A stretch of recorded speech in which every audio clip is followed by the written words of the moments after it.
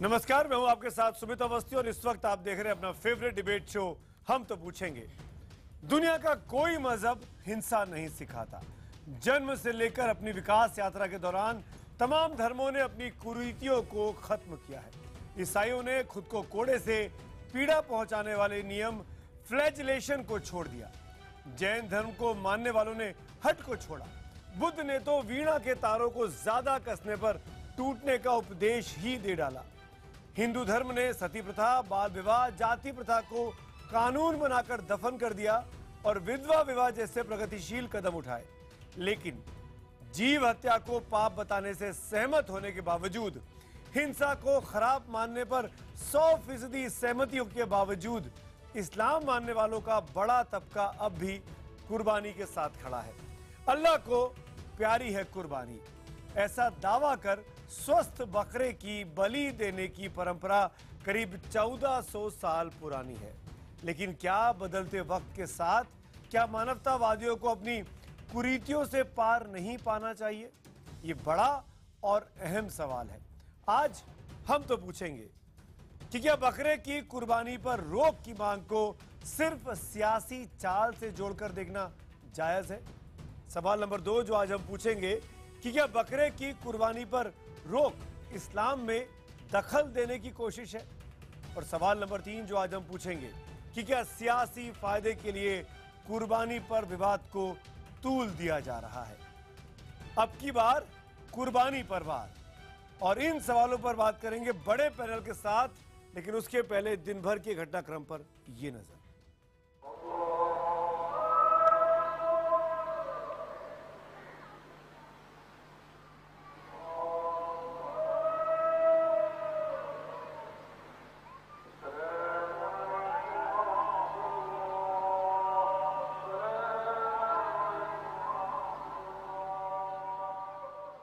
बकरों की कुर्बानी की जगह अपनी बुरी आदतों की कुर्बानी दे।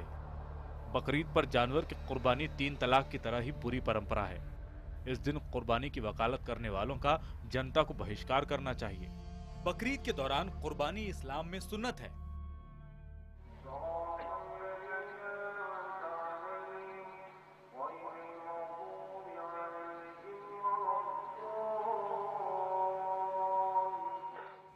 हम तो पूछेंगे में बड़ी बहस, अब की बार कुर्बानी पर वार।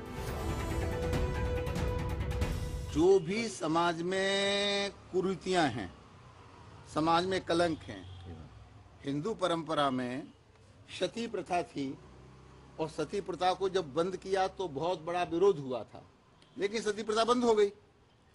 भारतीय परंपरा में नरबलि की व्यवस्था भी थी, नरबलि की व्यवस्था भी बंद हो गई। अब ये कलंक रह गया है पशु बलि।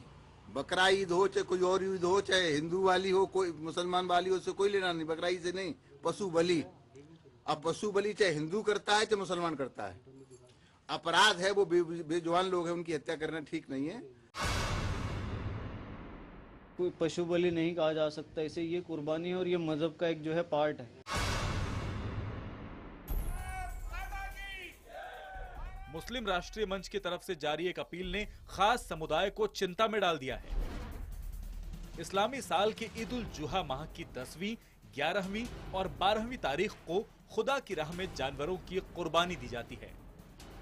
लेकिन इस बार इंद्रेश कुमार ने मुसलमानों से बकरे की जगह बकरे के केक की कुर्बानी देने की अपील की है। इस अपील के बाद समाज का एक वर्ग चौकन्ना है। गोहत्या के नाम पर हिंसक भीड़ के उत्पात को देश भूला नहीं है, इसलिए यूपी जमीयत उल उलेमा को अपील जारी करनी पड़ी। ये दिशा निर्देश दे दिया गया है कि भाई मुसलमान जो हैं इस मामले में बहुत धैर्य से काम लें, और ये पूरी की पूरी जो गाइडलाइन आई है वो सिर्फ दबाव में आई है। वैसे इसकी तो कोई आवश्यकता थी नहीं, क्योंकि हर मुसलमान समझदार है। और जहाँ तक गौकशी की बात है, उसका सारे मुसलमान आज से नहीं बरसों से विरोध करते रहे और आगे भी करते रहेंगे। कोई भी कानून के खिलाफ काम ना करें। जानवरों के सैक्रिफाइस के बारे में या जानवरों के ट्रांसपोर्ट के बारे में, और साथ ही साथ हम साफ़ सफाई के बारे में अहम ख्याल रखें, और हम ऐसा कोई काम ना करें जिससे हमारे हिंदू भाइयों को तकलीफ़ हो। ईद के मौके पे खुशियों से, मोहब्बत से और भाईचारगी में हम ईद मनाएं। मुस्लिम समाज की फिक्र ये भी है कि अवैध बूचड़खानों के बंद होने से कुर्बानी की जगह कम हो गई है, इसलिए घर या आसपास ऐसा करने से माहौल बिगड़ने का खतरा है। इसे देखते हुए सरकार से बूचड़खानों को खोलने की अपील की जा रही है। हालांकि दिल्ली में एमसीडी ने लोगों से गाजीपुर बूचड़खाने में कुर्बानी देने की सलाह दी है। तमाम सियासी दल इस मुद्दे पर सधी हुई प्रतिक्रियाएं दे रहे हैं। गौ हत्या पर तो रोक पहले से है, लेकिन अन्य जो पशु हैं, बकरी वकरी पे तो कोई रोक है नहीं। अब बाकी सरकार का व्यू देखिए, अन्य लोगों का नहीं। डॉक्टर भीमराव अंबेडकर जी ने संविधान में भी अनुच्छेद 25 और 26 में धार्मिक आजादी के लिए उन्होंने लिखा है। मुझे लगता है कि अगर इन त्योहारों को राजनीति से दूर रखा जाए और हम सब मिल करके त्योहार मनाएं तो ज्यादा बेहतर होगा। हर धर्म हिंसा के खिलाफ है। हिंदू कर्मकांड में बलि प्रथा है तो इस्लाम के ज्यादातर जानकारों का दावा है कि उनका मजहब बकरीद पर कुर्बानी की इजाजत देता है। संविधान पशु क्रूरता को अपराध बताता है, लेकिन धार्मिक आजादी भी देता है। ऐसे में हम तो पूछेंगे कि क्या कुर्बानी के हिमायती धार्मिक कट्टरता को बढ़ाते हैं? एक बार फिर मैं आपके लिए अपना सवाल दोहरा देता हूं, आपके जवाबों का हमको इस डिबेट में इंतजार रहेगा कि क्या कुर्बानी के हिमायती धार्मिक कट्टरता को बढ़ाते हैं। अगर आपका जवाब हाँ है तो HTP स्पेस देकर Y लिखिए, नहीं के लिए HTP स्पेस देकर N लिखिए। 51818 पर आप SMS कर सकते हैं, #HTP और #कुर्बानी वर्सेस बलि के जरिए भी आप अपने सवाल सुझाव हमको जरूर भेजें। जो मेहमान मेरे साथ जुड़ रहे हैं, बारी बारी से उनका परिचय करा देता हूं। सबसे पहले यहाँ स्टूडियो में मेरे साथ अब्दुल रहमान आबिद साहब हैं, जो कि जनरल सेक्रेटरी हैं इंडियन मुस्लिम राबिता काउंसिल के। आपका स्वागत है आबिद साहब। मेरे साथ जो लोग बाहर से जुड़ रहे हैं उनका परिचय बारी बारी से कराऊं। भारतीय जनता पार्टी के प्रवक्ता doctor Sudhanshu Trivedi, professor Rakesh Sinha RSS के विचारक हमारे साथ इस वक्त पटना से हैं। शेष नारायण सिंह जी, वरिष्ठ पत्रकार, हमारे देश के जाने माने पत्रकार, हम इस वक्त हमारे साथ हैं। और कुछ लोग भी डिबेट में जुड़ेंगे, उनका मैं धीरे धीरे आपसे परिचय करा लूंगा जैसे ही जुड़ते जाएंगे। आबिद साहब, मेरा पहला सवाल आपसे पूछना चाहता हूं, अगर मैं गलत हूं तो आप मुझे बिल्कुल टोकिएगा, सही कर दीजिएगा। क्यों कुर्बानी जरूरी है? क्यों कुर्बानी के बगैर क्या ये त्योहार नहीं मनाया जा सकता? सुमित अवस्थी जी, इसका बहुत सीधा और सच्चा ईमानदाराना जवाब जो है वो ये है कि ये एक मजहबी फरीज़ा है मुसलमानों के ऊपर, जो अल्लाह ने प्रॉफिट मोहम्मद साहब सल्लल्लाहु अलैहि वसल्लम के वास्ते से हमें जिम्मे लगाया है हमारे, और वाज़ेह हुक्म दिया है इसमें क्लियर कि जो मुसलमान भी इतनी हैसियत रखता हो कि जो 52.5 तोले चांदी या उसकी कीमत या सोना और चांदी और पैसा मिला करके वो इतनी करेंसी बन जाए कि वो 52.5 तोले चांदी उसमें खरीदी जा सके, उस आदमी पर कुर्बानी वाजिब हो जाती है। और वो आदमी कुर्बानी करना ही करना है उसको। और हुजूर सल्लल्लाहु अलैहि वसल्लम ने, यानी प्रॉफिट मोहम्मद साहब सल्लल्लाहु अलैहि वसल्लम ने उसके लिए फरमाया कि अगर कोई मुसलमान इतनी हैसियत होते हुए भी कुर्बानी ना करे तो हरगिज हमारी ईदगाह में भी ना आए। अच्छा, मतलब मुसलमान नहीं है वो? बिल्कुल, मतलब मुसलमान नहीं है, सीधी सी बात है। उसके लिए वही, तो उसके लिए जिंदा बकरा काटा जाना, अब देखिए, ये सिंबॉलिक नहीं हो सकता है, प्रतीकात्मक नहीं हो सकता है? देखिए, अब आप पुतला जला दें या आप केक काट दें जैसा कि सुझाव दिया गया। हाँ, अच्छा, ये सवाल क्यों आया कि साहब बकरे की जगह जो केक काट दीजिए या बिस्किट काट दीजिए या ड्राई फ्रूट काट दीजिए, क्यों आया? खून खराबा क्यों करना? अगर खून खराबा, तो मैं आपसे सवाल एक ये पूछना चाहता हूं कि ये बकरे जो हम लाखों की तादाद में रोजाना काट के खा जाते हैं, हिंदू मुसलमान सभी खाते हैं, तकरीबन 70% प्रजा जो है हमारी हिंदुस्तान की जनता 70% से ज्यादा ही है जो मांसाहारी है। तो जितने हम खाते हैं ये रोजाना, क्या ये क्रूरता नहीं है? फिर अगर इन पर आपको कोई सवाल नहीं उठता तो फिर ये बकरीद के टाइम पे ही सवाल क्यों उठता? और उसके आगे बढ़ के बोलता हूं, रोजाना हम करोड़ों की तादाद में मुर्गे मुर्गियां काट के खा जाते हैं, वो भी तो जानदार हैं, उन पे सवाल आपने कभी क्यों नहीं उठाया? आप बकरीद के टाइम पे, आप बकरीद भी, मैं भी गलत कह रहा हूं, ईद उल अजहा कहना चाहिए, ये बकरीद इसका नाम ही नहीं है। और जो लोग कहते हैं वो असल में गलत एक रिवाज पड़ गया है। ईद उल अजहा पर जब हम कुर्बानी करते हैं तो इस पर जब कोई सवाल उठाता है, इस वक्त जो ये सवाल उठाया ये मुस्लिम आरएसएस मंच के कुछ ऐसे लोगों ने उठाया है जिनको अपना कुछ हित साधने हैं। वो अपनी पार्टी से, बीजेपी से या आरएसएस से कुछ अपने हितों को साधने के लिए इतना उन्होंने जगाया है। अच्छा। लेकिन उनका ऑफिशियल बयान आ चुका। कल मैं एक टीवी चैनल पे था, 2 जगह उनके लोगों के जिम्मेदारों के साथ में, अलग अलग चैनल्स में, उन्होंने खुद इस बात को ऐलान किया कि ये बयान जो भी उन्होंने दिया है ये हमारा ऑफिशियल बयान नहीं है मुस्लिम आरएसएस का भी, ये उनका निजी बयान है, हम इसको सपोर्ट नहीं करते। अभी भी 1 घंटा पहले, 2 घंटे पहले एक दूसरे चैनल पर संबित पात्रा ने बहुत क्लियर एक बात कही, एक चैनल पे डिबेट में मैं भी था कि साहब आज के दिन हम कोई बात ऐसी नहीं करना चाहेंगे कि जिसमें किसी को ये मैसेज जाए कि साहब कल बकरीद के दिन पे हम कोई आपत्ति कर रहे हैं। लेकिन आपत्ति तो हो गई है, रिएक्शंस हुए हैं, बाइट्स आई हैं, और ये सैयद हसन कौसर साहब जो कि अवध प्रांत के हैं, मैं पूछ लेता हूँ राकेश सिन्हा सामने, राकेश सिन्हा सामने है। राकेश जी, जो बात आबिद साहब बोल रहे हैं, आरएसएस के लोग, आरएसएस से जुड़े लोग जानबूझकर बकरीद के मौके पर ये इस बात को उठा रहे हैं ताकि इस त्योहार को, इनके जलसे को खराब किया जा सके।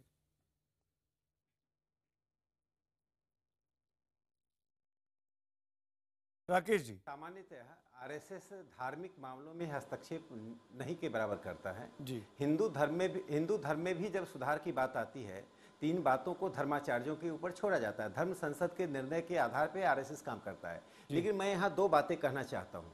देखिए, बकरीद की शुभकामनाएं देते हुए मैं मुस्लिम भाइयों से जो 2 प्रश्न उठाना चाहता हूँ कि जो परंपराएं होती हैं, मैं जानता हूं परंपराओं को बिजली की बटन की तरह कि आप ऑफ ऑन नहीं कर सकते हैं। कोई परंपरा चल रही है, आपने बटन दबाया बंद हो गया, बिजली की बल्ब की तरह जल गया, ऑफ किया बंद हो गया, ऐसा नहीं होता है, एक प्रक्रिया के तहत होता है।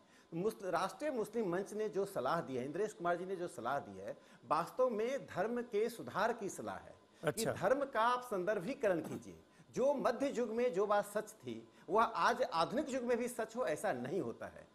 किसी भी रिलीजन को उन चीजों से बचना चाहिए जो कल्ट ऑफ वायलेंस को प्रोत्साहित करता है। बिल्कुल। फूड हैबिट होना और रिलीजन के माध्यम से कल्ट ऑफ वायलेंस को ग्लोरीफाई करने, दोनों में बुनियादी अंतर को समझना चाहिए। एक दूसरी बात मैं कहना चाहता हूं, पूरी दुनिया में एनिमल क्रुएल्टी को लेकर एक अभियान चल रहा है। उस अभियान के तहत भी इस संदर्भ में देखना चाहिए। और एक छोटी सी बात कह के मैं अपनी बात समाप्त करता हूं कि आप एक बात जान लीजिए, भारतीय परिवेश में हिंदुओं में भी बलि चढ़ाई जाती है। सवाल उठेगा, हिंदुओं में बलि चढ़ाई जाती है, लेकिन जब लगातार हिंदू धर्म में सुधार का कैंपेन होता है तो वह विवाद का या विमर्श का बिंदु नहीं बन पाता है। जैसे सती के खिलाफ मैं एक उदाहरण देता हूं, सती रूप कंवर सती हुई थी राजस्थान में। आज रूप कंवर के समाधि स्थल पर जो तथाकथित जो समाधि स्थल पर जाने वाले अपराधी माने जाते हैं, उन्हें जेल की सजा हो सकती है। रूप कंवर की चर्चा सकारात्मक करना जेल की सजा का भागीदार होता है। हम जानते हैं कि धार्मिक पुस्तकों में सती का उल्लेख किस रूप में किया गया है, किस रूप में उसका वर्णन किया गया, उसके बावजूद आपकी बात का जवाब सुनील यादव देंगे। मुसलमान देशभक्त हैं। बस एक बात मैं एक ये वाक्य पूरा कर दूं जी। परंपराओं का भारतीयकरण, भारतीय सभ्यता, संस्कृति, संविधान और आधुनिकता, इन 4 परिवेश में परंपराओं को देखने की आदत डेवलप करनी चाहिए। नहीं, बहुत अच्छी बात है, सुनील यादव की बात का जवाब देंगे। लेकिन मेरा ये पॉइंट था, मैं ये कहना चाहूंगा, आपको लगता नहीं कि ये आवाज अगर मुस्लिम समाज से उठती कि हम बकरीद नहीं मनाएंगे तो ज्यादा बेहतर होता, बजाय आरएसएस की तरफ से इस तरह की बात की जाए। अगर इनके बीच के लोग आते और कहते कि हमको बकरीद नहीं मनानी चाहिए, जैसे सती प्रथा की बात हुई, तो वो हिंदुओं के बीच से बात निकली ना। अगर विधवा प्रथा में रोक लगने की बात आई तो हिंदुओं के बीच से बात निकली ना। जब मुसलमानों के धर्म को सुधारने की बात लगे और वो आरएसएस की तरफ से सुझाव आए या आरएसएस से जुड़ी संस्था की तरफ से सुझाव आए तो सवाल खड़े होते हैं। राकेश जी। सुमित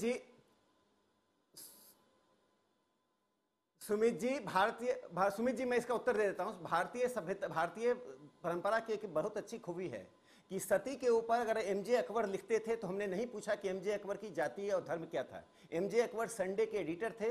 सती के प्रश्न पर उन्होंने जितना लिखा उतना शायद दूसरे पत्रकारों ने नहीं लिखा, लेकिन किसी हिंदू समाज के लोगों ने नहीं कहा कि आप मुसलमान हैं, लिखने का अधिकार नहीं।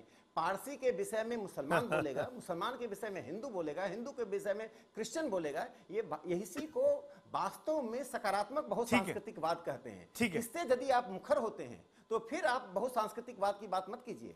घेटोआइजेशन ऑफ आइडिया कभी भी बहुत सांस्कृतिकवाद को प्रमोट नहीं करता। सुनील यादव, पोलैंड ने बाकायदा कुर्बानी पर रोक लगा दी है। दुनिया का एकमात्र देश है पोलैंड, और वहां के मुस्लिम समाज आगे आया और उसने कहा कि हमारे मुल्क में हम ये खून खराबा नहीं करेंगे। गलत मैसेज जाता है, और वो तमाम पूरे मुल्क ने उसका स्वागत किया। 2013 की ही बात है ये हिंदुस्तान में क्यों नहीं हो सकता है? सुनील यादव, आप क्यों विरोध कर रहे हैं? नहीं, विरोध का सवाल नहीं है। मैं तो ये कहूंगा कि त्योहारों पे राजनीति नहीं होनी चाहिए, एक। और ठीक है, जो लोग ये कह रहे हैं कि बकरा नहीं काटना चाहिए, मैं चाहता हूं कि वो अच्छा होता वो ये कहते कि आज से बकरा भी नहीं कटेगा, मुर्गा भी नहीं कटेगा, और देश में कोई मांसाहारी चीज नहीं होगी और मांस नहीं खाया जाएगा, तो मुझे अच्छा लगता। और किसी धर्म को लेकर के, किसी त्योहार को लेकर के राजनीति हो, मैं एक चीज कह सकता हूं, 2-3 दिनों से डिबेट हो रही है, हम लोग देख रहे हैं। ज्यादातर डिबेट का फोकस जो है उत्तर प्रदेश से है कि उत्तर प्रदेश में मुसलमानों के बीच इस तरीके का मैसेज दिया जा रहा। भारतीय जनता पार्टी के प्रवक्ता कह रहे हैं कि कोई दिक्कत नहीं है, कोई परेशानी नहीं, लोग बकरीद मना सकते हैं। तो मेरा केवल एक ही सवाल है कि अगर उत्तर प्रदेश सरकार को ये लग रहा कि 2-3 दिन से टीवी पर, अखबार पे, लोगों के बीच, सोशल मीडिया में इस बात की बहस चल रही है कि मुसलमान डरा है, मुसलमान बकरीद मनाए या न मनाए, मुझे लगता है कि प्रवक्ताओं के साथ साथ अगर सरकार का कोई एक पक्ष आ जाता, सरकार की एक बाइट आ जाती, आप लोगों के सामने आकर के सरकार पक्ष रख देती कि नहीं, मुसलमानों को डरने की जरूरत नहीं है, वो बकरीद किस रूप में मनाए, भाई सरकार साफ करे कि बकरीद किस रूप में मनाए। बीजेपी के नेता हैं सुधांशु जी, लेकिन मैंने भी डिबेट्स में देखा कई जगह पर सुनील जी, बीजेपी के लोग विरोध नहीं कर रहे हैं, बीजेपी के लोग बहुत संभल के रिएक्ट कर रहे हैं। सुधांशु जी, फोरम इज योर्स। आप बताइए कि क्यों सरकार की तरफ से कोई रिएक्शन नहीं आ रहा है, क्यों ये भाव जा रहा है कि मुसलमान अगर डरा हुआ है तो डरा हुआ रहे?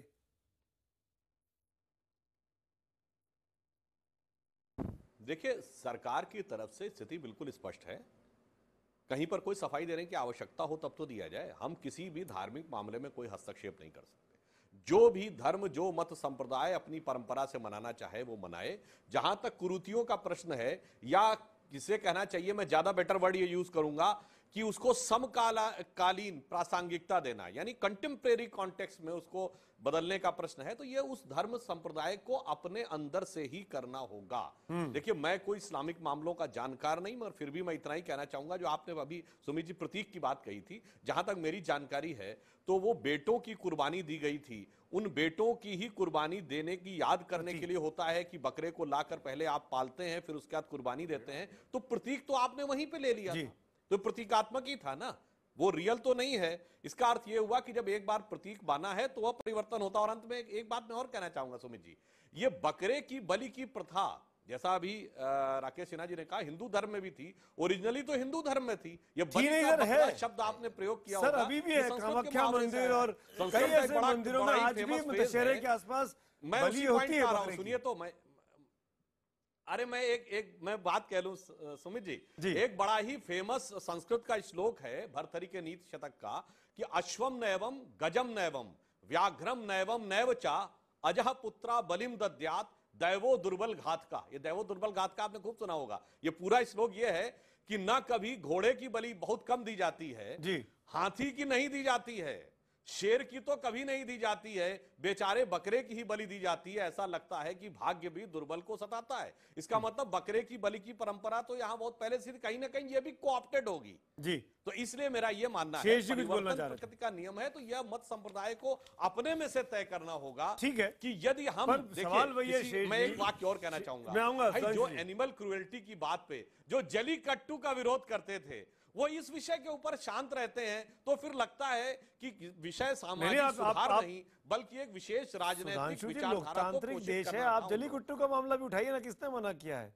आप बकरीद का मामला उठाते हैं, आप जलीकट्टू का मामला उठाइए, किसी ने आपको मना थोड़ी करा हुआ। लेकिन शेष जी, मेरा आपसे मैंने वही कहा ना, जो जलीकट्टू में उस खेल के दौरान जानवर को होने वाले कष्ट के ऊपर व्यथित थे, वो इस पर चुप्पी साध लेते हैं जब एक प्रकार से बलि का या कुर्बानी का उत्सव मनाया जाता है। तो मुझे लगता है कि कहीं ना कहीं वो एकांगीपन विचारधारा में दिखाई शेष जी, बकरीद के मौके पर या ईद उल अजहा के मौके पर जब बकरा की कुर्बानी देनी है, उस वक्त पे ये कंट्रोवर्सी खड़ी हो, तो मुझे समझ में नहीं आता कि जब दशहरा आता है, जब विजयदशमी के आसपास बकरा की बलि होती है, तब क्यों नहीं आवाजें उठती हैं? तब ये आवाजें कहाँ जाती हैं? आवाजें उठा कौन रहे हैं? वो मुस्लिम राष्ट्रीय मंच में कुछ मुसलमान भर्ती हो गए हैं, आरएसएस की ब्रांच है वो, और जो अभी यहाँ दिल्ली में तमाम मुसलमान मुझे पिछले 6 महीने से करें कोई कनेक्शन बताइए वहाँ इंद्रेश जी तक पहुँचने का। तो ये सब जुगाड़पंथी वाला खेल है, और उनको आगे करके ये हमारे मित्र राकेश सिन्हा के संगठन वाले जो हैं, ऐन ईद उल अजहा के मौक़ों पे उनको बेइज्जत करने की कोशिश कर रहे हैं। ये नहीं करना चाहिए। सही बात ये है कि हज़रत मोहम्मद तो 1300-1400 साल पहले आए हैं।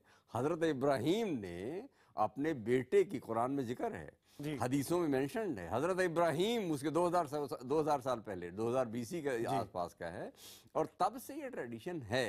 और उसमें जो बेटों की बलि देने की बात हुई थी, तो बेटे तो खत्म हट गए थे, बेटे तो जिंदा रहे बाद में। हज़रत इस्माइल भी जिंदा रहे और हज़रत इसहाक भी जिंदा रहे।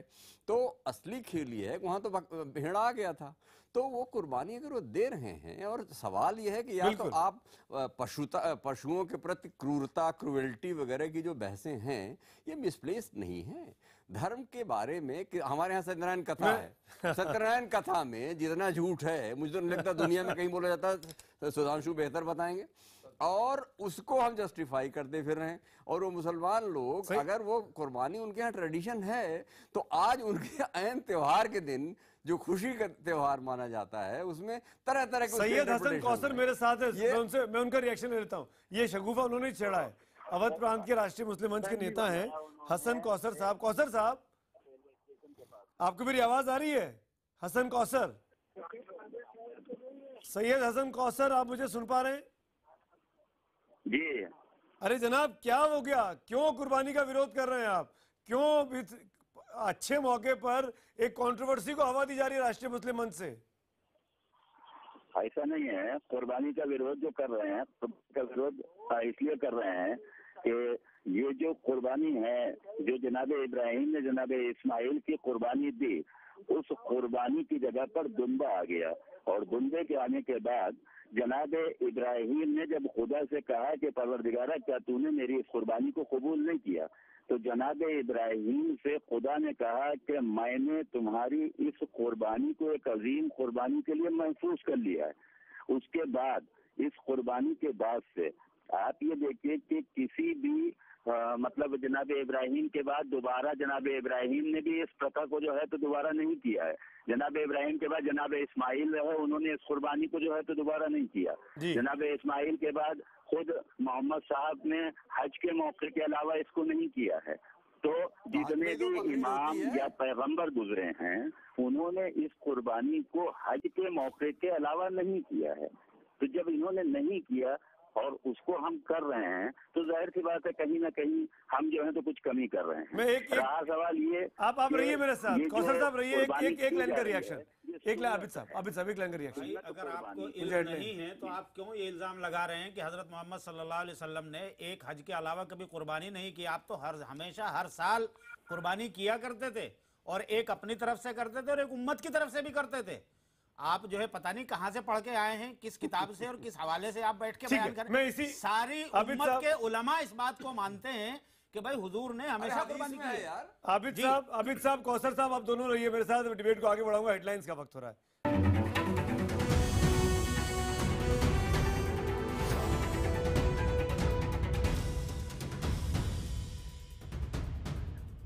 जितने भी इमाम या पैगंबर गुजरे हैं, उन्होंने इस कुर्बानी को हज के मौके के अलावा नहीं किया है। तो जब इन्होंने नहीं किया और उसको हम कर रहे हैं, तो जाहिर सी बात है कहीं ना कहीं हम जो है तो कुछ कमी कर रहे हैं। रहा सवाल ये, आप रहिए मेरे साथ, कौसर साहब रहिए, एक लाइन का रिएक्शन, एक लाइन आबिद साहब एक लाइन का रिएक्शन। अगर आपको इल्म नहीं है तो आप क्यों ये इल्जाम लगा रहे हैं कि हजरत मोहम्मद सल्लल्लाहु अलैहि वसल्लम ने एक हज के अलावा कभी कुर्बानी नहीं की? आप तो हमेशा हर साल कुर्बानी किया करते थे। तमाम मेहमान मेरे साथ बने हुए, लेकिन आगे बढ़ने के पहले अब तक के नतीजे आपको दिखा देते हैं आज के पोल के कि क्या कुर्बानी के हिमायती धार्मिक कट्टरता को आगे बढ़ाते हैं। हाँ कहने वाले 82% लोग हैं SMS पोल पर, और ट्विटर पोल पर हाँ कहने वालों की संख्या भी ज़्यादा है। इसमें 85% लोग हाँ में जवाब देते हैं। मेरा सीधा सवाल है राकेश जी आपसे, इस सेगमेंट में की शुरुआत में आपसे करना चाहूँगा। हमारे देश का जो संविधान है वो ये इजाज़त देता है धार्मिक स्वतंत्रता का, आर्टिकल 25 के तहत, कि सबको अपने अपने तरीके से अपने अपने धर्म को मानने का, उसको आगे बढ़ाने का अधिकार मिला हुआ है। फिर हम क्यों किसी के धर्म के बारे में इतनी रुचि रखते हैं? हमारे अपने धर्म में राकेश जी हिंदुस्तान की तमाम ऐसी जगहों पर है, आपने बिल्कुल ठीक कहा कि बलि होती है, और ये आज की तारीख में भी हो रही है। ऐसा नहीं कि बहुत पुरानी बात है और कहीं नहीं होती है। हिंदुस्तान के कई ऐसे जगह हैं, गोरखपुर का बांसगांव मंदिर, असम का कामाख्या मंदिर, बिहार का भभुआ मुंडेश्वरी मंदिर, तरकुला मंदिर गोरखपुर का, बांदा का जोगनी मंदिर, ऐसे कई जगहों पर अभी भी कुर्बानी बलि की दी जाती है। तो इस पर क्यों नहीं हम आवाज उठाते हैं? इन पर रोक उठाने की आवाज क्यों नहीं हिंदू और राष्ट्रीय स्वयंसेवक संघ की तरफ से उठती है?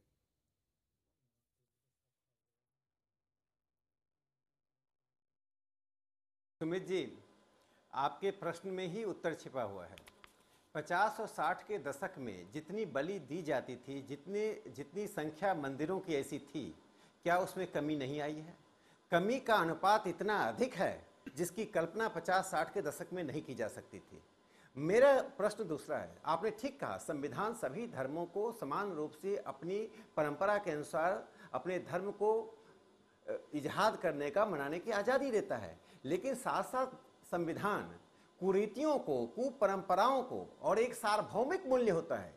सार्वभौमिक मूल्य वह होता है जो विचारधारा, धर्म, संप्रदाय, दर्शन के मूल्य से एक ऊपर। अगर ये कुरीति है तो मांसाहार पर बैन लगवाइए ना, में सुधार, मटन, चिकन, मछली सब बंद करा दीजिए। राकेश जी देखिए, मैं एक बात, भारत में फूड फासिज्म कभी नहीं रहा है। लोगों की विविधताएं रही है। एक जो विमर्श हुआ है गौ हत्या पर प्रतिबंध, चूंकि गाय भारतीय संस्कृति की एक प्रतीक रही है। गाय को, अपवाद को छोड़कर भारत में जो भोजन की आजादी रही है, फूड फासिज्म भारतीय परंपरा का हिस्सा कभी न था, न है, न रहेगा। तो फिर आप क्यों करना चाह रहे हैं? की बात की जाती तो है, इसमें क्यों करना चाह रहे हैं? बकरीद के मौके पर ये कुरीति है, नहीं करना चाहिए। सेकुलरवादी बलि कुरीति नहीं है, कुर्बानी कुरीति है। देखिए, मैंने क्या कहा? मैंने कहा कि परंपराएं एक दिन में समाप्त नहीं होती हैं। एक डेमोक्रेटिक डिस्कोर्स शुरू हुआ, लोकतांत्रिक विमर्श के द्वारा धर्म के अंदर सुधार की प्रक्रिया उठाना, और मैं शेष नारायण जी की बात से असहमत हूं जी। कांग्रेस के मुसलमानों को आजादी से पहले मुसलमान नहीं माना जाता था, उसका खामियाजा हमने भुगता। आज आप संघ से जुड़े मुसलमानों को मुसलमान नहीं मानेंगे तो क्या इतिहास की पुनरावृत्ति चाहते हैं? मुसलमान होता है। यदि कोई मुसलमान धर्म सुधार की बात करता है, चाहे राष्ट्रीय स्वयंसेवक संघ से, मैं एक उदाहरण शेष नारायण सिंह जी दें, एक बात मैं कहना चाहता हूं, इतिहास का एक प्रकरण बताना चाहता हूं। राकेश जी शेष जी की बात सुन लेते, फिर आप दीजिएगा। राकेश जी कॉमरेड थे, राकेश जी शेष जी की बात सुन लेते। मोइन सकीर कॉमरेड थे, लेकिन मैं इसको पूरा कर दूं। बस 10 सेकंड। फैजी और सकीर ने जो बातें कही मुसलमानों में सुधार की बात, और आज जो संघ कर रहा, दोनों में समानता है। वो कॉमरेड थे और हम संघ के हैं। देखिए, जो सामान्य मूल्य होता है, जो सार्वभौमिक मूल्य होता है, उसमें विचारधाराओं को नहीं जाना चाहिए, विचारधाराओं से परे जाकर देखना चाहिए। राकेश भाई, मैं आपको कैंडिडेट नहीं करना चाहता, नहीं करिए ना। सही डिबेट का मतलब क्या है? शेष जी, डिबेट का मतलब ही क्या है कि दोनों व्यू पॉइंट मिलने चाहिए, दर्शक तय करेंगे। हजरत मोहम्मद सल्लल्लाहु अलैहि वसल्लम को जो खत्मुल रसूल मानता है वही मुसलमान है। वो कांग्रेसी हो चाहे आरएसएस में हो, लेकिन वो दलाली कांग्रेस में करने के लिए अगर चीजों को मिस इंटरप्रेट करेगा, और तमाम मुसलमान करते रहे हैं। कांग्रेस के दौर में मुसलमानों ने सबसे ज्यादा देश का नुकसान किया है दलाली के नाम पे, और अगर आरएसएस में भर्ती होकर दलाली का एजेंडा लगाएंगे तो मेरे दोस्त, हम जैसे गरीब आदमी तो हम उनके खिलाफ बोलेंगे और डंके की चोट बोलेंगे। इसका हमको बिल्कुल परवाह नहीं है, क्योंकि हमको इलेक्शन नहीं लड़ना है और हमको वोट मांगना है। और 70 साल के हो गए, सुनिए, और 2-4 साल उम्र है, तो इसमें हम कंप्रोमाइज करने नहीं जा रहे हैं राकेश भाई। अबुल कलाम आजाद को जिन्ना मुसलमान नहीं मानते थे, नहीं, मैंने आज के मुसलमानों की बात नहीं की। आजादी से पहले अबुल कलाम आजाद को जिन्ना मुसलमान नहीं मानते थे। अबुल कलाम आजाद से ऑथेंटिक मुसलमान कौन हो सकता था? नहीं, मैंने इतिहास, उस इतिहास की बात की। आजादी से पहले कांग्रेस से जुड़े हुए तमाम मुसलमानों को मुस्लिम लीग ने मुसलमान नहीं माना, और आप उसी को वैधानिकता दे रहे हैं। खिलाफ फतवे लगे हैं भाई, मौलाना आजाद के खिलाफ नहीं लगे। अरे मैं इतिहास का प्रकरण बता रहा हूँ कि अबुल कलाम आजाद को मुसलमान नहीं माना गया। मसला क्या है? मसला क्या है राकेश जी? वही मसला जो सच कहता है धर्म की मुस्लिम राष्ट्रीय मंच के जो पदाधिकारी हैं और सभी धर्म और जो ज़ाब्ते में उसके सुधांशु जी, उनके खुशी के जैसे मौके पे बंद तालाब में पानी की हालत होती है, धर्म को मत बनाइए। सुधांशु जी, फेस्टिवल है, खुशी का मौका है, ईगो की, सुधांशु जी, मैं चाहूंगा आप जरूर इसमें इंटरवीन करें। कुर्बानी होती है वहाँ, शेष जी एक मिनट, बाकायदा उसमें पढ़ा जाता है। शेष जी एक मिनट, राकेश भाई एक मिनट, सुधांशु जी का इंटरवेंशन बहुत जरूरी है। सुधांशु जी आपका इंटरवेंशन बहुत जरूरी है। आपकी सरकार यूपी में, आपकी सरकार दिल्ली में, अगर ये कुरीति है तो मांस बेचना, मांस काटना बंद करा दीजिए हिंदुस्तान में। तय कर लेते हैं आज। नहीं, देखिए, धार्मिक स्वतंत्रता और परिवर्तन एक प्रक्रिया है जो कि समय के अनुसार होती है। जैसे राकेश सिन्हा ने कहा कि भाई 50-60 के दशक में जो बलि होती थी उसमें भारी परिवर्तन आया। हम लोग भी, शेष नारायण जी जानते होंगे, उत्तर भारत में जाड़े के दिनों में सकट का त्योहार मनाया जाता है, तो उसमें तिल से बने हुए बकरे की बलि दी जाती है। इवन ये भी आपको पता होना चाहिए, हर शुभ कार्य से पहले बलि की परंपरा थी। तो धार्मिक जानकारों से पूछ लीजिए, तो हमारे यहाँ जो नारियल तोड़ने की परंपरा है ना, तो चलने दीजिए ना फिर ये बकरीद पर, कुर्बानी पर बहस क्यों हो रही है? परंपरा, उस प्रतीक दोनों को मान लिया। मैं एक बात कहूंगा, मैं इसी पॉइंट पे आ रहा हूं। देखिए, विश्व की जितनी भी ईस्टर्न सोसाइटीज थी, सब में एक कुर्बानी की परंपरा थी। जापान में हाराकिरी होती थी, भारत में जौहर होता था, आत्मोत्सर्ग होता था, लोग जलती अग्नि में प्रवेश कर जाते थे। जो आप वेस्ट में जाते हैं तो अपनी कुर्बानी ना देख के दूसरे की कुर्बानी की प्रक्रिया शुरू होती है। परंतु मैं यहां पे सिर्फ कहना चाहूंगा, ऐसे तो धर्म में अगर देखें तो सिख धर्म में भी जब पंच प्यारे थे उनको अमृत चखाया था तो 5 बकरों की बलि दी थी गुरु गोविंद सिंह ने। तो सिख धर्म तो नहीं कहता कि आज हम उसकी जब याद करेंगे तो हम 5 बकरों की बलि अवश्य देंगे। तो ये धर्म को स्वयं तय करना पड़ेगा कि वो क्या कहना चाहता है। धर्म तय करेगा ना, हम थोड़ा ही तय करेंगे। ये सुधांशु जी, फिर आप मानिए कि कुर्बानी अगर ये तय करनी है तो वो मुसलमान समाज तय करेगा, और बलि पर अगर रोक लगनी तो हमको भी तय करना पड़ेगा। डॉक्टर अबुल कलाम जो हमको भी तो सोचना चाहिए, हम क्यों नहीं अपने गिरबान में झांक रहे हैं? डॉक्टर अबुल कलाम, जिनसे बड़ा साइंसदान पूरे आलमे इस्लाम में नहीं पैदा हुआ पूरी दुनिया में, मैं पूरी जिम्मेदारी से कह रहा हूं, डॉक्टर अबुल कलाम से बड़ा साइंसदान पूरे आलमे इस्लाम में नहीं पैदा हुआ। मगर 2007 में जब उनका कार्यकाल खत्म हो रहा था तो उनको दोबारा राष्ट्रपति बनाया जाए, उसकी डिमांड नहीं हो रही थी। वही 2007 का साल था कि अफजल गुरु को क्षमादान दिया जाए, उसकी बात हो रही थी। और जो अफजल गुरु के साथ खड़े थे उन्हें कहा गया ये असली मुसलमान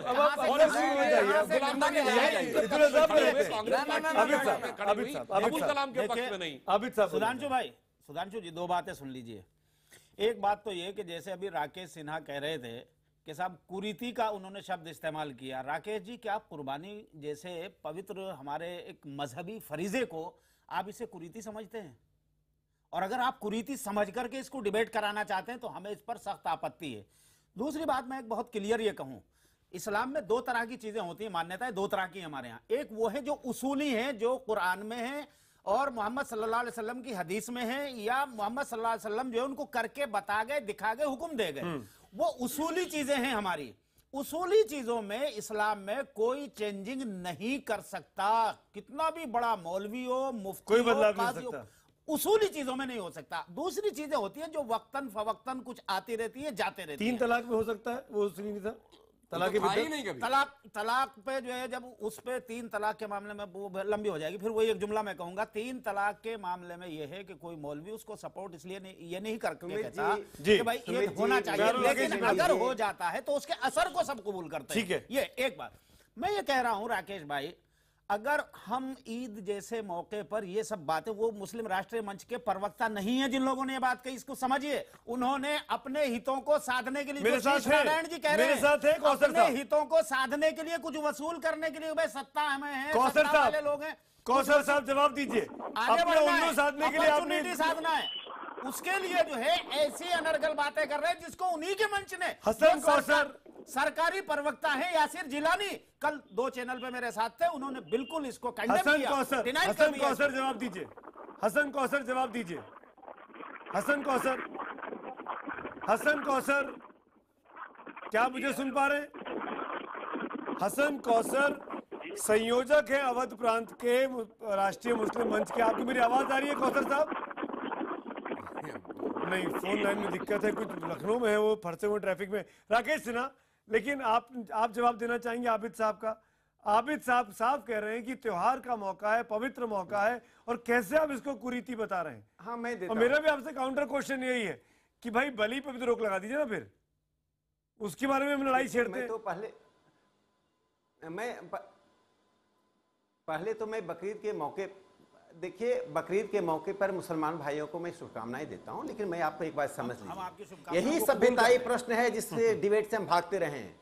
हिंदू संस्कृति में जो बहुधा प्लुरलिज्म नहीं, हिंदू संस्कृति में जो बहुधा शब्द हुआ, एकम सत्यम बहुधा वदंती, बहुधा प्लुरलिज्म नहीं है। और जो सेमिटिक रिलीजन्स हैं, जो ईसाई और क्रिश्चियनिटी है, जो बहुधा को नहीं मानती हैं, दे अनचेंजेबल का कंसेप्ट है। तभी हम जब कहते हैं मुसलमान और ईसाइयों का भारतीयकरण हो जाए, तो हम देशभक्ति पर सवाल नहीं खड़ा करते हैं। परंपराओं को, धर्म को भारतीय संस्कृति, सभ्यता, इतिहास के और पूर्वजों के आईने में देखने की प्रवृत्ति भारतीयकरण है। और उस भारतीयकरण से भागने की कुछ चेष्टा जो है वही आपको अलग करते। मैं एक बात, इंडोनेशिया और टर्की का एग्जाम्पल लीजिए। इंडोनेशिया ने भारतीय हिंदू संस्कृति के बहुत से मूल्यों को अपनाया है, बिल्कुल इस्लाम खतरे में नहीं आया। बिल्कुल, मैं भी ये कह रहा हूँ कि अगर हम बकरीद होने देंगे तो हिंदुइज्म खतरे में नहीं आएगा। राकेश जी नहीं, मैं राकेश जी से केवल एक सवाल पूछना चाह रहा हूँ कि जब कल बकरीद है उससे 3 दिन पहले ही आपके सुन लीजिए आपके संगठन द्वारा अगर मुसलमान ही बोल रहा है, तो मुझे लगता है कि आपने अभी संस्कृति की बात की, परिवर्तन की बात की, ठीक है।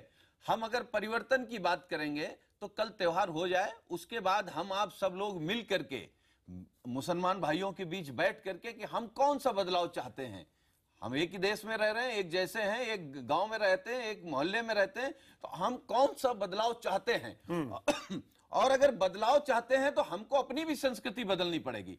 आपने भी गिनाया कि हमारे देश में कहां-कहां हिंदू धर्मों में और हिंदू मंदिरों में कहां-कहां बलि होती है। तो अगर हम बलि नहीं रोकेंगे तो हम दूसरे को कैसे रोक सकते हैं। एक और जो सबसे बड़ा सवाल है, मैं फिर कहूंगा इस चैनल में सुमित जी आपके माध्यम से, कि उत्तर प्रदेश में जो मुसलमानों के बीच एक डर और एक खौफ, एक संशय है कि कल हम मना पाएंगे या नहीं मना पाएंगे। भारतीय जनता पार्टी के प्रवक्ता जरूर बोल रहे हैं, लेकिन अभी सरकार ने साफ नहीं किया। हम लोगों के पास जिस तरीके से फोन आ रहे हैं क्षेत्र से, पुलिस उनको डरा रही है, उनको मालूम नहीं कल हम कर पाएंगे त्योहार या नहीं कर पाएंगे। ये सरकार की जिम्मेदारी है, सरकार आगे आए और साफ करे कि वो किस तरीके से चाहती है कि मुसलमान अपना त्योहार मनाए। शेष जी मैं आऊंगा, आपके पास ब्रेक का वक्त हो रहा है, लेकिन सुधांशु जी मैं जवाब चाहूंगा ब्रेक के उस पार आपसे लौटकर, क्योंकि ये बहुत जरूरी है कि ये बूचड़ खाने बंद हो रहे हैं, बंद कर दिए गए हैं अवैध के नाम पर। अब ये संशय पैदा हो गया है कि हम कहाँ काटें इन बकरों को, क्योंकि अगर घरों में काटेंगे तो गंदगी फैलेगी, और अगर किसी ने हिंदू ने आपत्ति कर ली तो बवाल खड़ा हो सकता है। इन परिस्थितियों में सरकार की जिम्मेदारी, सरकार का रोल वाकई में महती हो जाता है। उस पर क्या कर रही है आपकी सरकार, ब्रेक के उस पर।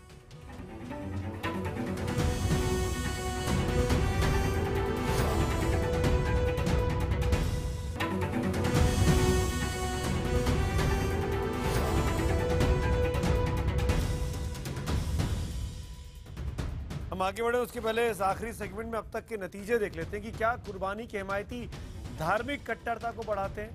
82% हाँ में जवाब दे रहे हैं SMS पोल पर, और ट्विटर पोल पर भी यही संख्या ज़्यादा थी पिछली बार भी, अभी भी ज़्यादा है। 85% लोग हाँ में जवाब देते हैं। और धार्मिक कट्टरता के हिमायती मतलब दोनों तरफ के लोग, राकेश जी और सुधांशु जी, जो बलि की बात कर रहे हैं, कुर्बानी की बात कर रहे हैं, तो ये फॉर्मूला हर एक पे लगता है। और जनता देख रही है, जनता कह रही है राकेश जी कि इस पर रोक लगनी चाहिए। अगर लगनी है तो सिर्फ एक मजहब पर ही नहीं, फिर हर जगह लगनी चाहिए। और आप क्योंकि RSS से आते हैं, अपने आप को हिंदुओं की सबसे बड़ी संस्था कहते हैं, तो क्यों नहीं है ये शुरुआत हिंदुओं के लिए भी RSS की तरफ से हो। राकेश सिन्हा।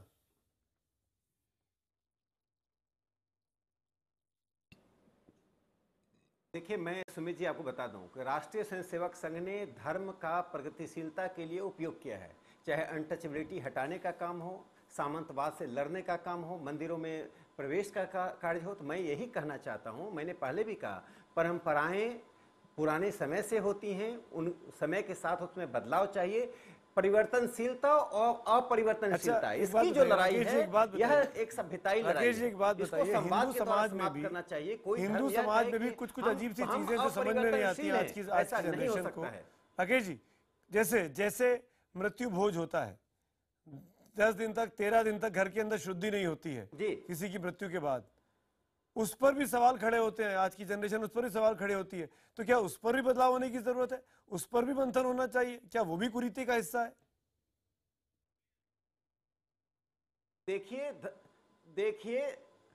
देखिए माइक्रो लेवल पर आप यदि जाएंगे तो विविधता को समाप्त नहीं कर सकते। सभी समाज को अपनी विविधताओं में जीने का हक है, उस हक को कोई छीन नहीं सकता। भारत में तो विविधता ही उसकी प्राण है। भारतीय सभ्यता और संस्कृति से विविधता को निकाल दीजिए, सभ्यता संस्कृति शून्य हो जाएगी। लेकिन मेरा कहना यह है कि अपरिवर्तनीय कहने की बात कहना एक आने वाली पीढ़ी को चुनौती देना है। ठीक है, विवेक पर ताला लगाना है, चौकीदारी करनी है। मैं मुस्लिम भाइयों से कहना चाहता हूं, जो कल्ट ऑफ वायलेंस है उसको मिनिमाइज करें, न्यूनता करें। कोई समाप्त करने की बात नहीं करता। अरे ये हिंदुओं से तो कह लीजिए ना, एक बार जब बकरे की बलि चढ़ाते, मैं ये कहता हूं जो परंपराएं चल रही हैं। आबिद साहब, अरे मैं तो कह रहा हूं बलि की प्रथा पूरी तरह से सांकेतिक बन चुकी है। अभी सुधांशु जी ने आपको बताया कि कैसे फल की बलि देकर। राकेश जी 70 से 72% आबादी हिंदुस्तान की नॉन वेजिटेरियन है। 70 से 72% आबादी नॉन वेजिटेरियन है। राकेश जी, ये फैक्ट है, सरकारी आंकड़ा है।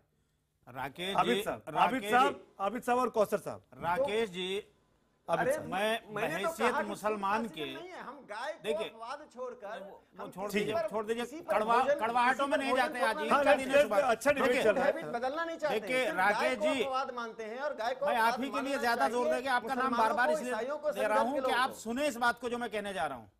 हम बहैसियत मुसलमान ये चाहते हैं, और मैं ही नहीं चाहता, जो भी जिम्मेदार और समझदार मुसलमान आलिम दानिश्वर या कोई भी एक्टिव आदमी मिलेगा जो समझता है, हम ये चाहते हैं कि हिंदू धर्म के रीति रिवाज के मामले में हम में से कोई आदमी वहां जाकर के टांग ना अड़ाए, दखल अंदाजी ना करे। इसी तरह कोई दूसरे धर्म का आदमी इस्लाम के मामलात में दखल अंदाजी ना करे। नहीं, पर मैं आबिद साहब नहीं आबिद साहब, मेरा यहाँ पे मैं डिफर करूंगा आपसे। ना मैं डिफर करता हूँ। मैं डिफर करूंगा। नहीं आबिद साहब, नहीं आबिद साहब, ना मौलाना साहब, नहीं साहब, ये सुझाव तो कहीं से भी आ सकता है। समाज में सुझाव तो कहीं से भी आ सकता है। 70 साल लगे तलाक बिद्दत खत्म होने में जनाब। बिल्कुल 70 साल बन गए कानून बनने में। आपकी समझ है, आज भी आप उसको समझ नहीं रहे, मसले की नजाकत और अहमियत, असल सिचुएशन समझ रहे। मैं ये कहना चाह रहा हूँ कि हमारे यहाँ जो इस्लाम की जो बुनियाद है ना, मैंने कहा कि उसूली और फुरूई चीजें जो वक्ती तौर से आने जाने वाली चीजें उसको हमारे उलमा करते रहते हैं, हमेशा करते हैं और करते रहेंगे। नहीं हो रहा है, नहीं हो रहा है आबिद साहब, आबिद साहब नहीं हो रहा है, आबिद साहब नहीं हो रहा है, आबिद साहब नहीं हो रहा है, आबिद साहब नहीं हो रहा है। आई एम सॉरी आबिद साहब व्हाट्सएप में तलाक हो रहे हैं। आबिद साहब ये नहीं हो रहा है। नहीं ये गलत है, जो गलत है वो गलत है। सुधांशु जी, देखिए आबिद साहब ने किसी की धमकी को मारने के बाद उसने मारने की धमकी दी, मुकदमा लग जाता, जेल में चला जाता। क्या उसूलन है और क्या रवायतन है? आप तलाक मान लेंगे? चलिए उस पर फिर बाद में बात करेंगे जिस दिन उस इशू पे बात होगी। अरे सुधांशु बोलने दीजिए। सुधांशु जी, सुमित जी, देखिए अभी आबिद साहब ने एक बात कही वो बहुत जायज थी कि क्या उसूलन है क्या रवायतन है, यानी क्या कोर रिलीजन है क्या ट्रेडिशन है। इस बारे में निर्णय वही लोग करेंगे, परंतु मुझे इस बात का जानकारी नहीं है क्योंकि अभी कुछ समय पहले तक यह कहा जाता था कि 3 तलाक उसूल का पार्ट है। अब जजमेंट के बाद बहुत से लोग ये कह रहे हैं नहीं साहब वो उसूल का पार्ट नहीं था। इसलिए क्या उसूलन है क्या रवायतन है वो तो मुस्लिम समाज के धर्मगुरु ही तय कर सकते हैं, क्योंकि जहां तक मैं कॉमन सेंस से सोचूंगा तो वहां पर अरब में ओरिजिनल स्टेज में क्या बकरे इतने पाए जाते थे कि जितनी हो सकती होगी, ये सब विषय तो वो लोग स्वयं तय करेंगे। मगर बहुत से उसूलन जो निर्णय थे, जैसे हिंदू धर्म का कोर बिलीव है कि तलाक हो ही नहीं सकता, मगर फिर भी तलाक एक्सेप्ट किया गया। क्रिश्चियनिटी का कोर बिलीव है, बाइबल में लिखा है कि गर्भपात नहीं हो सकता, there is no concept of abortion, फिर भी एक्सेप्ट किया गया है। तो ये आपके धर्म को तय करना पड़ेगा कि हम क्या चीज एक्सेप्ट करेंगे क्या नहीं। जैसे मैं एक बात कहना चाहूंगा साहब, शराब पीने पे कोड़े लगने चाहिए, मगर वहां पे आप रियायत बरत लेते हैं। बैंक से ब्याज नहीं लेना चाहिए पर वहां पे आप रियायत बदल लेते हैं। चोरी करने पे हाथ कटवा लेने चाहिए पर रियायत कर लेते हैं। तो अब आप खुद सोच लीजिए कि क्या उसूलन है, क्या रवायतन है और क्या चीज आपके पक्के उसूल की है, तो उसके हिसाब से आप निर्णय लेंगे।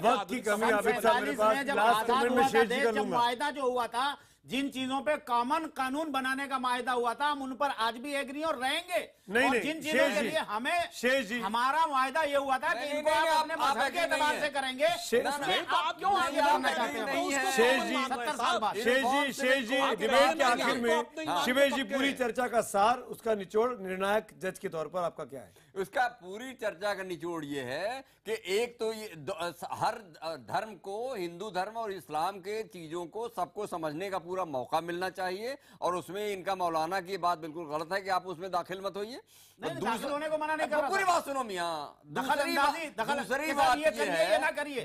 बात ये है कि हम पहले जो अगर कोई सुधार होना है, जैसे राकेश जी ने कहा, तो अंदर से होगा, उसको थोपना जो है वो मतलब सियासत नहीं होनी चाहिए, नहीं करना चाहिए, सियासत नहीं होनी चाहिए। शुक्रिया तमाम मेहमानों का, शुक्रिया इस डिबेट में मेरे साथ पार्टिसिपेट करने के लिए। लेकिन ज्यादातर लोग कह रहे हैं कि धार्मिक कट्टरता जो इस कुर्बानी या बलि के पक्ष में लोग हैं, वो कहीं ना कहीं कट्टरता की ओर इशारा करते हैं। क्या कुर्बानी के प्रति बढ़ावा देते हैं? 82% लोग कह रहे हैं SMS पोल पर और 85% ट्विटर पोल पर। तो जो लोग भी बलि या कुर्बानी के समर्थन में हैं, फेवर में, उनके लिए ये जनमानस का संदेश है कि ये ठीक संदेश नहीं जाता है। खून खराबा कहीं ना कहीं लोगों को डिस्टर्ब कर रहा है, ये कट्टरता की ओर इशारा करता है। शुक्रिया। सीधे चलेंगे अब किशोर के पास 100 बात की एक बात के लिए। Good night.